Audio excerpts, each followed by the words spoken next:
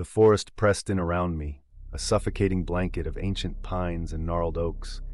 Every rustle of leaves sounded like a whispered threat, every snap of a twig underfoot a thunderclap in the unnerving silence. My flashlight beam, a weak yellow finger, danced nervously across the uneven terrain, catching glimpses of twisted roots and shadowy undergrowth. Survival. That's what the note had said, scrawled on cheap, lined paper and tucked under my windshield wiper. Join the game. Survive the night. Screams win. I should have ignored it, tossed it in the trash with the junk mail. But something about its stark simplicity, the chilling dare, had snagged my attention. And then there was the money. A substantial, anonymous deposit had appeared in my account that morning, enough to wipe out a good chunk of my debt. Curiosity, mixed with desperation, had driven me to these woods, a place I hadn't visited since childhood camping trips, now imbued with a sinister air. The air grew colder as I ventured deeper, the familiar scent of pine needles and damp earth tinged with something else, something metallic and faintly sweet. My heart hammered against my ribs, a frantic drumbeat in the oppressive quiet. I kept telling myself it was just nerves, the power of suggestion, but the hairs on the back of my neck prickled with a primal unease. A blood-curdling scream ripped through the stillness, echoing between the trees, raw, desperate, abruptly cut short. My breath hitched in my throat. This wasn't a game. This was real. Panic clawed at me, urging me to turn back, to run. But the image of that bank balance flashed in my mind, a lifeline I couldn't easily abandon. Besides, the note had mentioned screams winning. Maybe that poor soul had just lost. I pressed on, my flashlight beam shaking. The forest floor grew increasingly treacherous, littered with fallen branches and hidden dips. I stumbled, catching myself on a rough tree trunk. As I steadied myself, my hand brushed against something slick and cold. I shone the light down. My stomach lurched. It was a hand, severed at the wrist, the skin pale and waxy in the artificial light. The fingernails were torn and bloody. I recoiled, a strangled cry escaping my lips. This wasn't a game.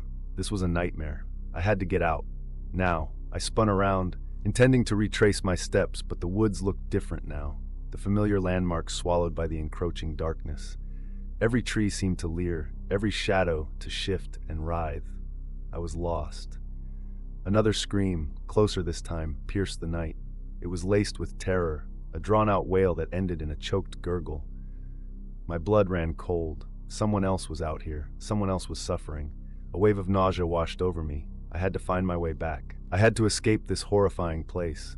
I started to run, blindly crashing through the undergrowth, branches tearing at my clothes, thorns digging into my skin. The beam of my flashlight bounced erratically, offering fleeting glimpses of horrors around me. I imagined eyes watching from the darkness, unseen predators tracking my frantic movements. I tripped over a root and fell hard, the flashlight skittering away into the shadows. I scrambled to my feet, my hands raw and bleeding. The darkness was absolute now, the silence broken only by my ragged breathing and the distant, mournful hoot of an owl. Fear lent me a desperate strength.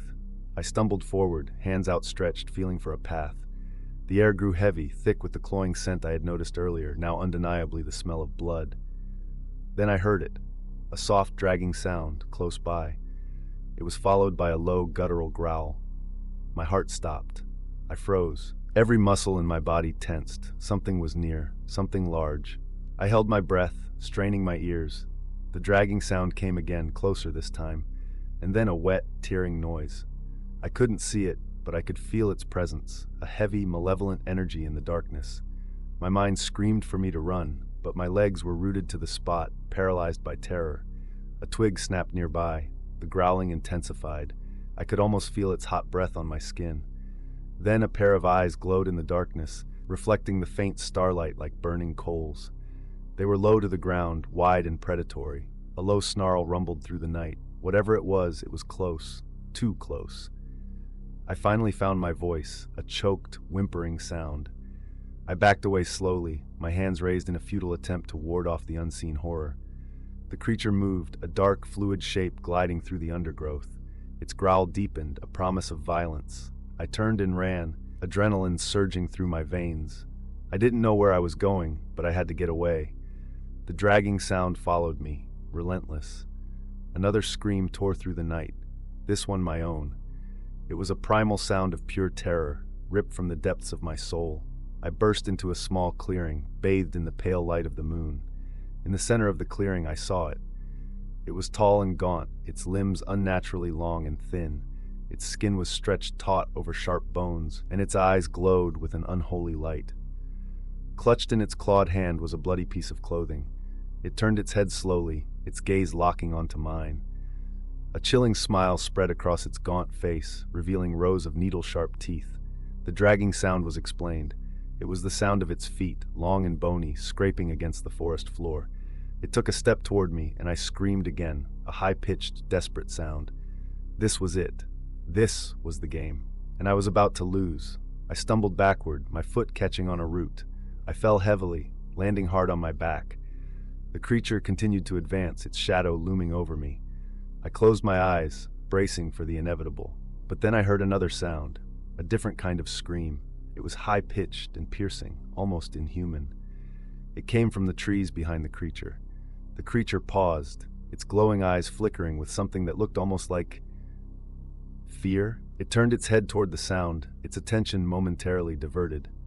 That was all the chance I needed. I scrambled to my feet and ran, back the way I'd come, my lungs burning, my heart pounding. The inhuman screams continued behind me, growing louder, closer. I didn't dare look back. I just ran, driven by a primal instinct to survive. I burst through the tree line, stumbling onto a dirt road. My car was parked a short distance away. I fumbled with the keys, my hands shaking so violently I could barely grip them. Finally, the lock clicked. I threw myself into the driver's seat, slamming the door shut and locking it. I didn't start the engine immediately. I just sat there, panting, listening to the screams echoing from the woods. There were two distinct voices now, locked in some terrifying exchange. Then, silence. After what felt like an eternity, I finally turned the key in the ignition. The engine roared to life, a welcome sound in the oppressive quiet. I didn't look back as I drove away, leaving the dark woods and their horrors behind. I never touched the money in my account. I closed it the next day. Some debts are better left unpaid.